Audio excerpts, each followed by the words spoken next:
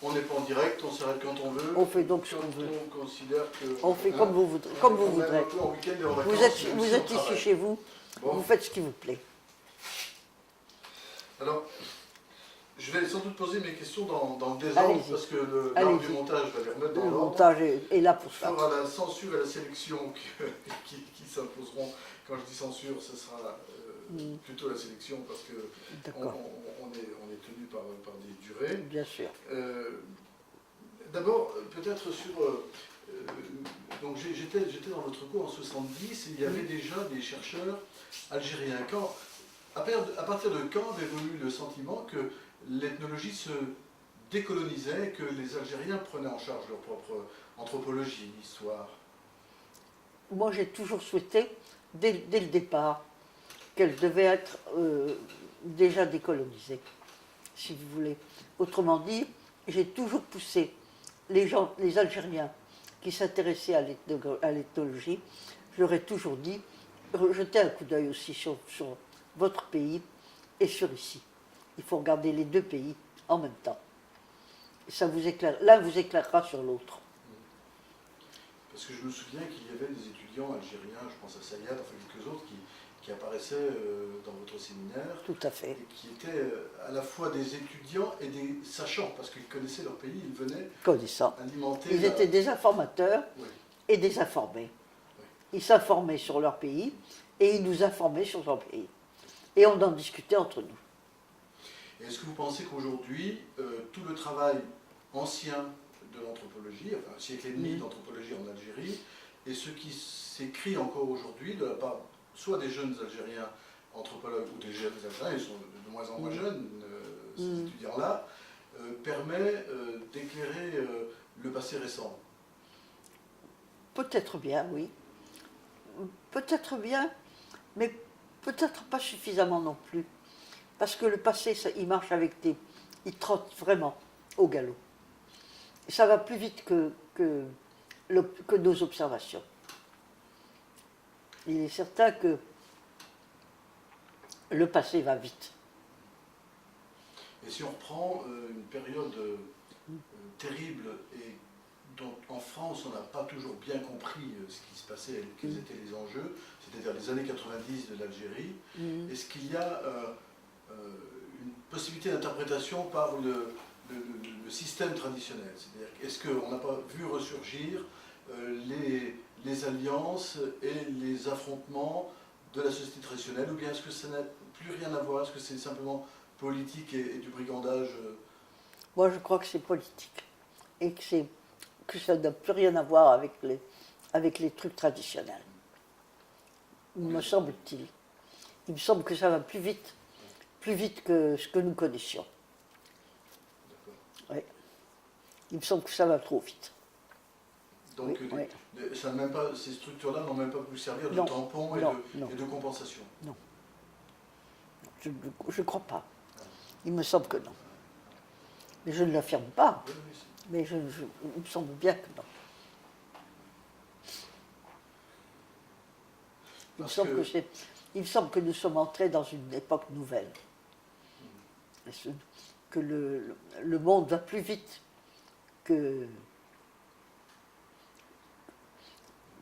court plus vite que les chevaux. Même ce système de rééquilibrage qui était les SOF ne fonctionne plus, en tout cas pas par rapport à cette actualité-là. Non plus. Pas par rapport à ces événements. Non, à mon avis, les événements vont plus vite que les traditions. Maintenant. Donc malgré tout, est-ce qu'il y a une possibilité de la part des chercheurs de sciences humaines, pour dire plus largement, d'aujourd'hui, aux côtés des journalistes et des politologues, d'interpréter les phénomènes récents? Est-ce qu'il y a un nouveau regard à porter dans ce sens? Je crois qu'il faut bien l'aiguiser, ce regard, et le réviser régulièrement. Il faut pas s'y tromper. L'Algérie, elle est aussi de plein pied avec le monde. À l'heure actuelle, la Terre tourne.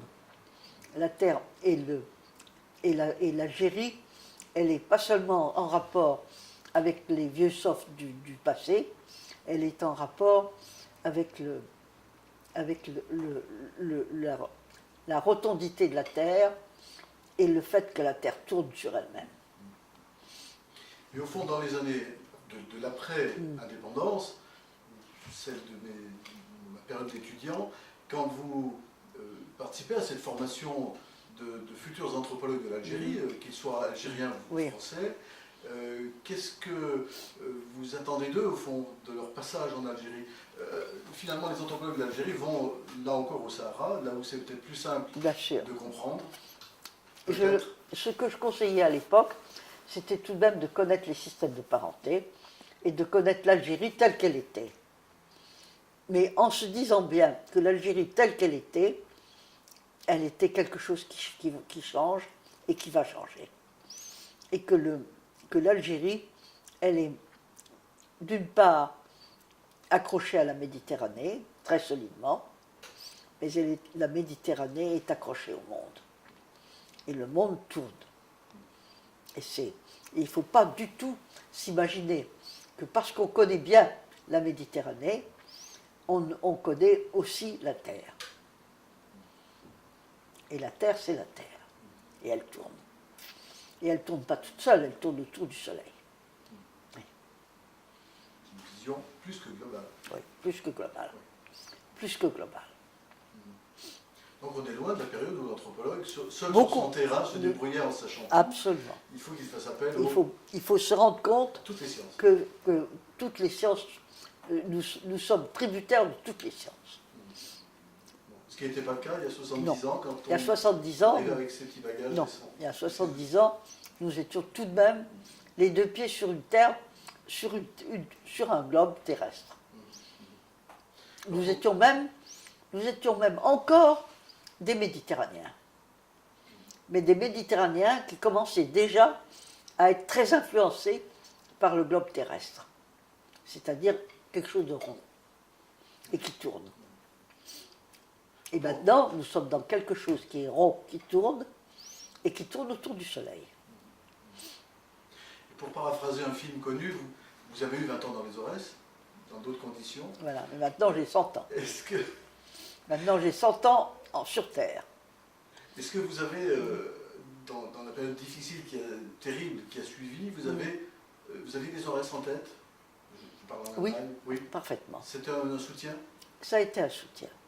Ça a été un soutien dans la mesure, d'abord, où mes camarades, je me souviens, cherchaient toujours à être à côté de moi dans les appels, quand nous étions captives.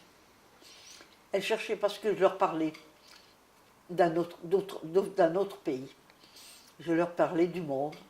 Je leur parlais d'un monde libre et plaisant, et puis différent. Est-ce qu'au fond, aujourd'hui, dans un pays qui est le nôtre, qui est troublé, qui évolue, qui tourne à la vitesse du monde, comme vous le dites, l'Algérie n'est pas, malgré tous les maux dont elle souffre, n'est pas une sorte de remède, parce qu'on se dit que c'est une réserve d'humanité, malgré tout? Oh, il y a toutes sortes de remèdes. Par exemple, je suis en train d'écrire un livre que j'appellerai « Nos amis allemandes ». Parce que quand nous sommes arrivés, nous autres, la résistance française dans les camps, qui avons-nous trouvé dans les camps? Nous y avons trouvé la résistance allemande, d'abord, qui a été la première à être enfermée dans les camps. Derrière la résistance allemande, deuxième couche, la résistance tchèque. Troisième couche, la résistance polonaise. Quatrième niveau, la résistance française, bonne dernière. Et moi, personnellement, qu'est-ce qui m'a sauvé la vie? Ce sont des Tchèques. Des Tchèques de la résistance. Et qui m'a sauvé du camp? Une Allemande, qui était à la fois allemande et communiste. Grete Buber-Neumann, c'est elle qui m'a caché dans la dernière semaine du camp. Et vous avez dit tout à l'heure la Méditerranée. Est-ce que, on va revenir à l'Algérie, mais on s'en éloigne nécessairement pour y revenir. Est-ce que vous ressentez de la même façon que l'écrivait Jacques Berck que la Méditerranée est un rêve d'Andalousie sans cesse recommencé. Alors l'Algérie, mais peut-être plus largement la Méditerranée, est-ce qu'on peut faire ce rapprochement 5 siècles après? Oui, bien sûr. À l'heure actuelle, quand je pense à l'Algérie et à la Méditerranée, je dis que c'est grâce à eux, grâce à elles, ensemble, que la langue française sauvera sauver. C'est eux qui sont les grands promoteurs de la langue française maintenant. Parce qu'ils sont nombreux et qu'ils l'ont adoptée.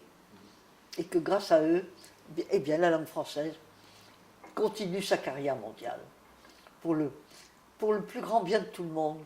Parce qu'elle est tout de même réellement la langue de la liberté, la langue des républiques, la langue du respect des droits de l'homme, et qu'elle l'est intrinsèquement.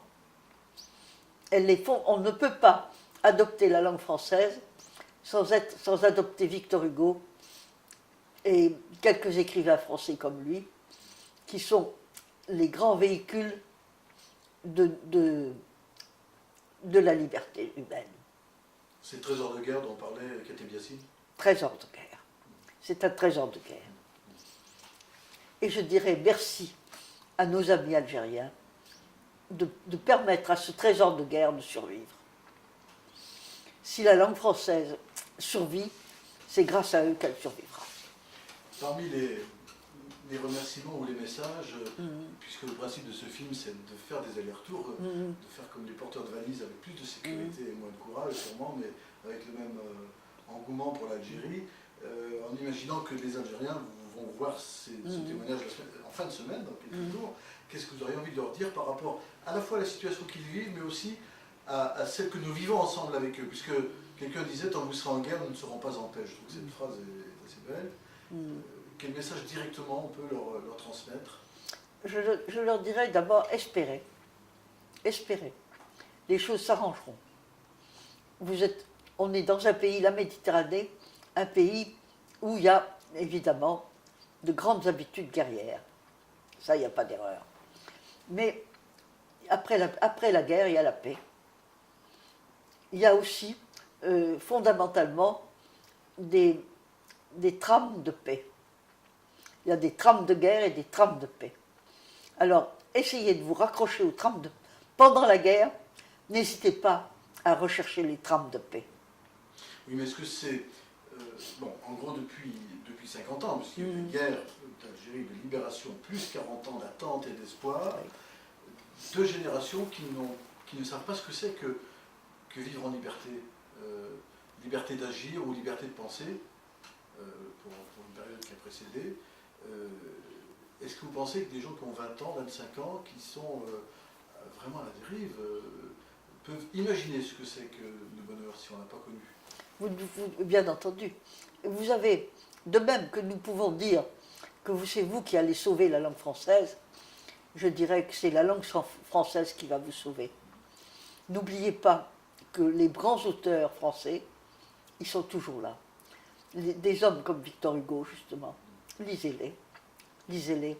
Lisez tous nos grands auteurs du 19e et du 20e siècle qui ont été vos champions et qui ont été aussi les champions de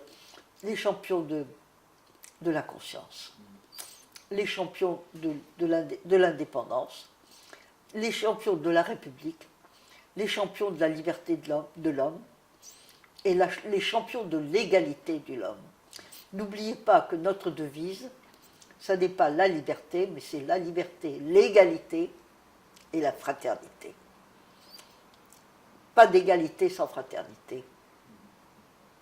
Pas de fraternité sans liberté. C'est de trois devises. Il ne faut pas l'oublier, que c'est tout de même notre pays qui a mis ces trois mots sur la devise de leur. À Vaux-en-Velin, la mairie a ajouté solidarité sur le mur de la Fraternité, c'est encore plus beau. Oui, mais... Solidarité, c'est bien. Voilà. Mais fraternité, c'est la même chose. Quoi de mieux que de partager en frères? Et nous sommes, c'est pas l'égalité, nous sommes liberté, égalité, fraternité. Voilà la devise française. Et elle est valable pour la fraternité avec l'Algérie. Moi, j'ai toujours considéré les Algériens qui sont en France comme des Français. Ce sont des Français. Ils sont ici chez eux. On peut être berbère français, Tout à fait. arabe français, ce ne sont Tout pas à des fait. nationalités, ce sont Tout à fait. des cultures, et français. Ce qui dérange beaucoup tout le monde. Tout quand à on fait. dit. Ça ne nous dérange pas du tout. Ah, pas nous, mais Pas nous, nous quelques pas du autres. tout. En tout cas, pas moi. C'est bien Pas moi. C'est bien d'aimer le dire, Oui. de le répéter. Et on ne le dit jamais assez.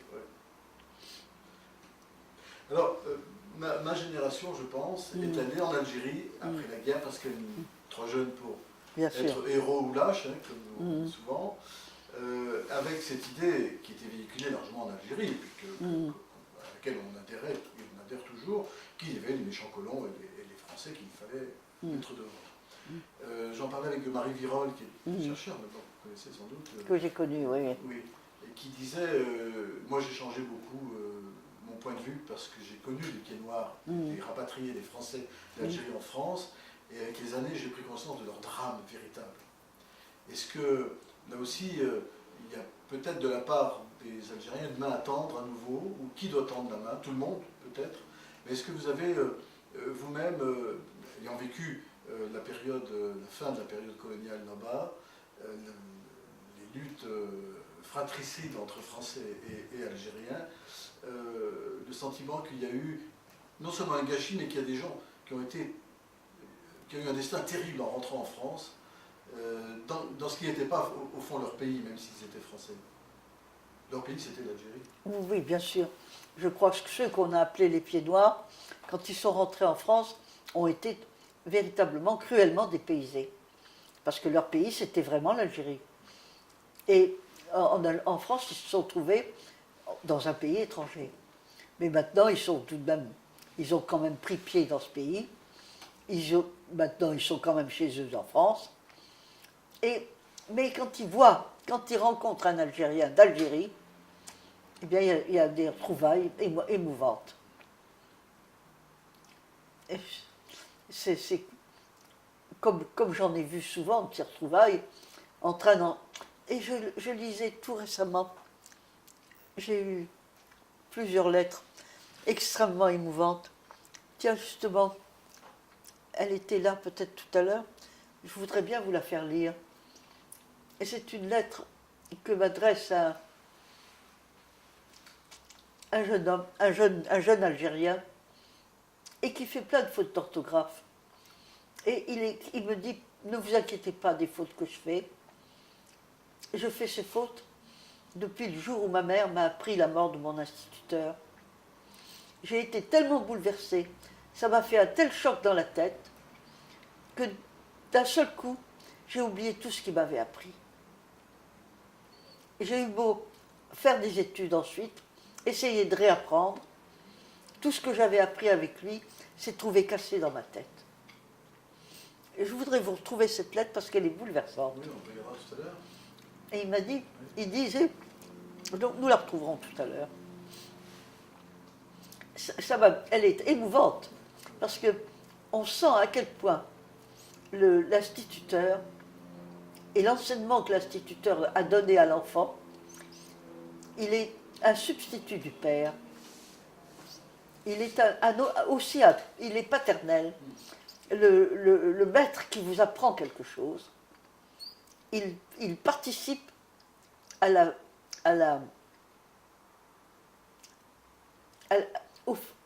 paternité.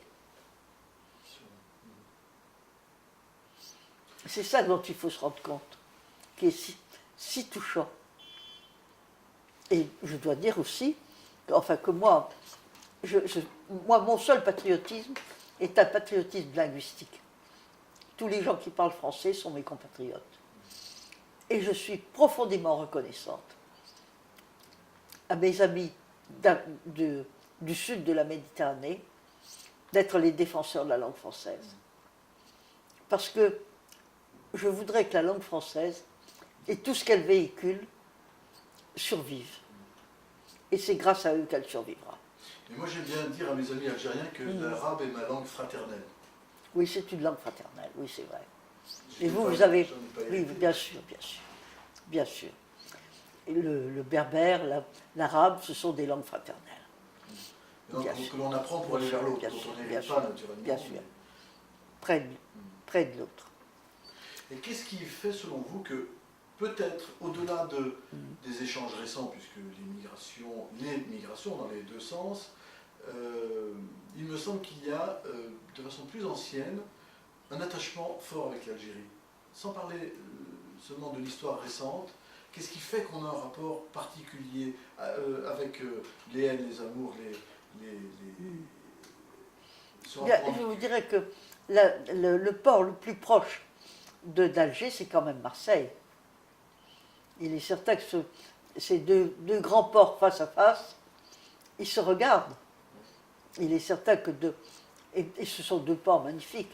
Il est certain que l'arrivée à Alger, c'est quelque chose d'inoubliable, sauf l'arrivée à Alger, à Marseille. Marseille aussi, c'est un port éblouissant. Ce sont ces deux grands ports méditerranéens, je ne dirais pas les plus beaux, parce que l'Égypte, c'est magnifique aussi. La Tunisie, c'est très beau. Et j'aime aussi beaucoup.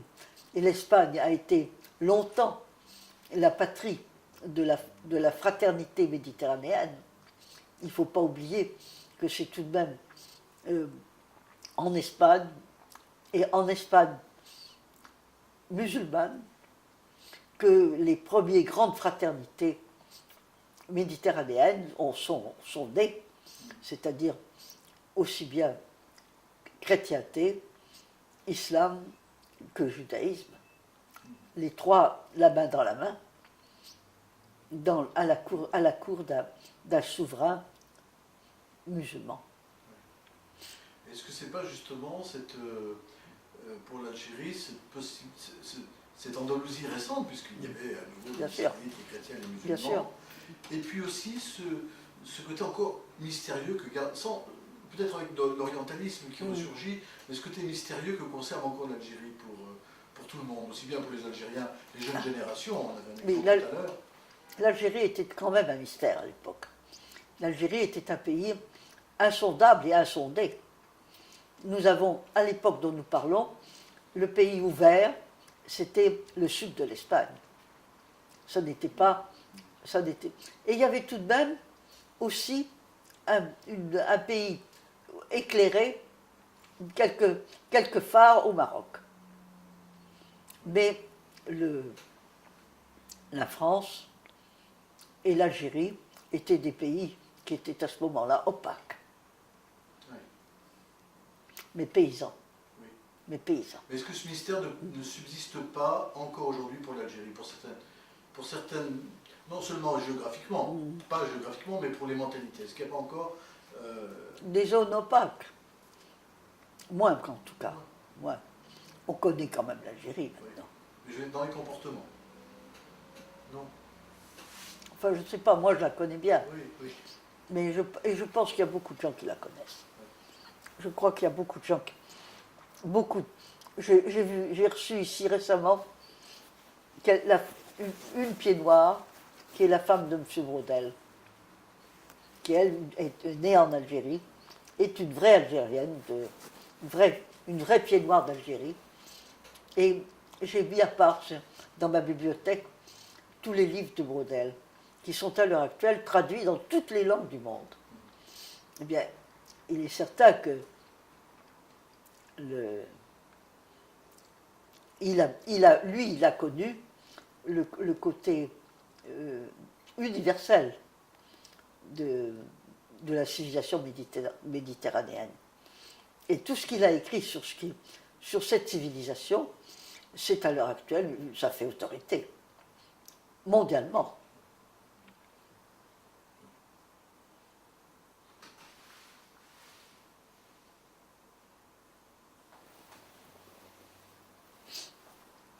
Alors, pour revenir aux anthropologues, moi je trouvais qu'ils étaient peu présents dans l'explication, la tentative d'explication la situation actuelle. En revanche, quand il s'agit de dénoncer à nouveau la torture, vous êtes Alors tolérant. là, oui, ça je dois dire, la torture est la peine de mort. À ce point de vue-là, je suis passionnément contre la torture et passionnément contre la peine de mort. Je trouve que c'est inadmissible, quel que soit le crime. Oui, même parce que, quel que soit le crime, un homme a le droit de pouvoir se repentir. Est-ce que les promesses qui vous avaient été faites, qui étaient vos prises de position anciennes et toutes récentes, à nouveau, lors de l'évocation de la torture en Algérie, de la mobilisation? Ah oui, absolument. La torture est un crime abominable. J'ai été contre la torture toujours, du premier au dernier jour, et contre la peine de mort, radicalement.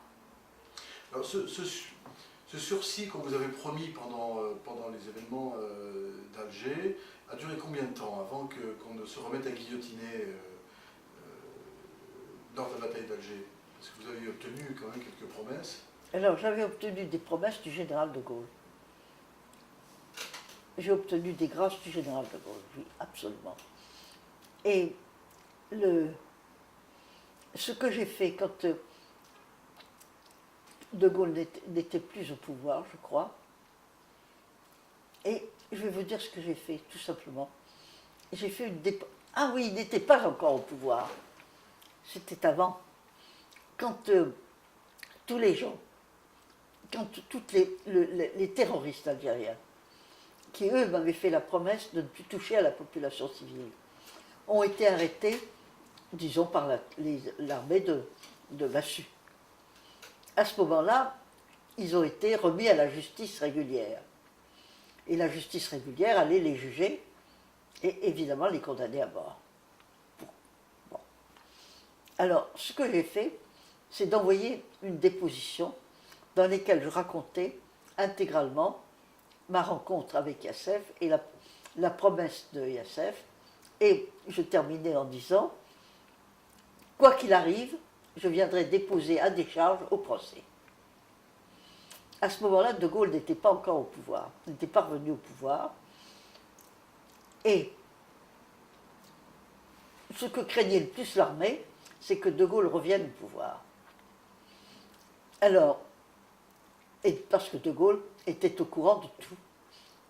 Je l'avais mis au courant de tout. Et effectivement, dès qu'il est revenu au pouvoir, la première chose qu'il a faite a été de gracier tous les condamnés à mort. Alors, je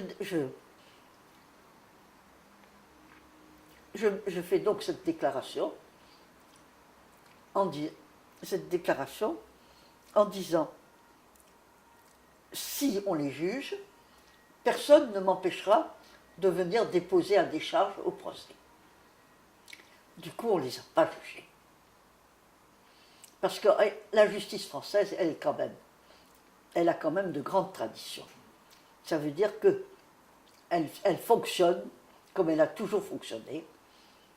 C'est-à-dire que quand il y a des témoins qui veulent parler devant un tribunal, personne ne peut les empêcher de témoigner. Donc, les juges militaires ont su que personne ne m'empêcherait de venir témoigner et que, évidemment, ma déposition, c'était la révolution à Alger, c'est-à-dire l'arrivée le 13 mai. Or, tout ce qui craignait, c'était le 13 mai. Effectivement, le 13 mai est arrivé entre-temps. Ce qu'on a appelé le 13 mai, c'est-à-dire l'explosion qui a amené De Gaulle au pouvoir. Alors,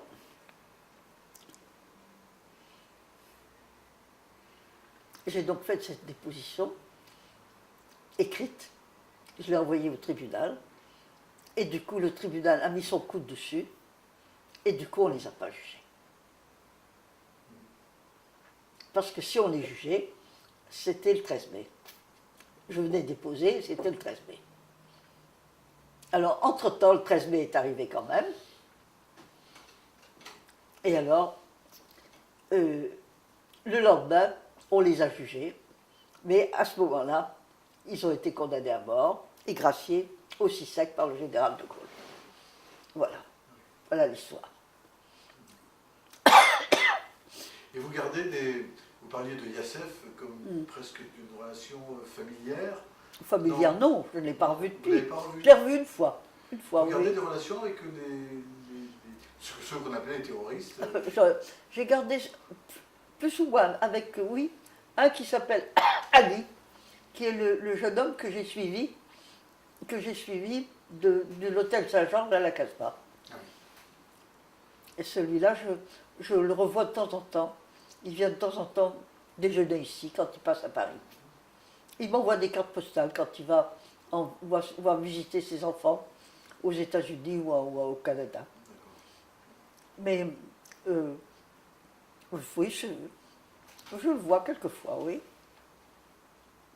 Alors, peut-être une dernière question. Est-ce que, je reviens toujours à l'anthropologie parce que je crois qu'on est, notre génération, la mienne peut-être, est trop absente à la fois dans l'immigration pour expliquer les difficultés qu'on a de part et d'autre, et aussi par rapport à la c'est quand même un phénomène étonnant. Donc, Jacques Soustelle, Germaine Tillon, Jean Servier d'autres façons, Vincent Monteil, soit les premières personnes que l'on sollicite, ce sont des gens de terrain, des gens qui connaissent bien l'Algérie, pas des politiques, des gens qui s'engagent politiquement, mais qui ne sont pas des politiques.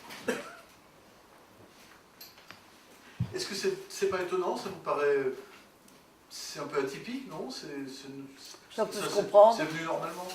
Non, ça se trouve comme ça. Oui, oui. En réalité, ça aurait pu être autre chose. Oui. Ça aurait pu être aussi des hommes politiques. Ça aurait pu être des... Il se trouve que c'est à nous qu'on a... Il est certain que lorsqu'on est des enseignants, on est moins engagé, on n'a pas d'intérêt matériel dans les affaires du monde. On est plus détaché de l'argent. C'est une habitude de la fonction enseignante. Heureusement d'ailleurs, c'est une des bonnes habitudes de l'enseignement français. On a son salaire, on est protégé. On peut dire qu'il y a... Quand on appartient à l'éducation nationale, on est très protégé. Il est certain qu'on ne peut pas trop vous toucher, sinon l'université française se dresse et elle se colle pour vous défendre. Hein. Et les gens de l'enseignement, du corps enseignant français sont des gens protégés. On dit que l'université a été une des premières à réagir après le 17 octobre 61. Une des rares d'ailleurs. Oui. Elle a toujours... Oui, la voix. Tout à fait. Et elle a été aussi, dans les terribles périodes de notre histoire, c'est elle qui a été le plus solide au poste. Il n'y a pas de doute. Elle s'est en général bien tenue. Bon, moi je crois qu'on a voilà. bien travaillé. Nous avons fait ce que vous avez voulu. J'espère que les questions n'étaient pas Et vous étiez...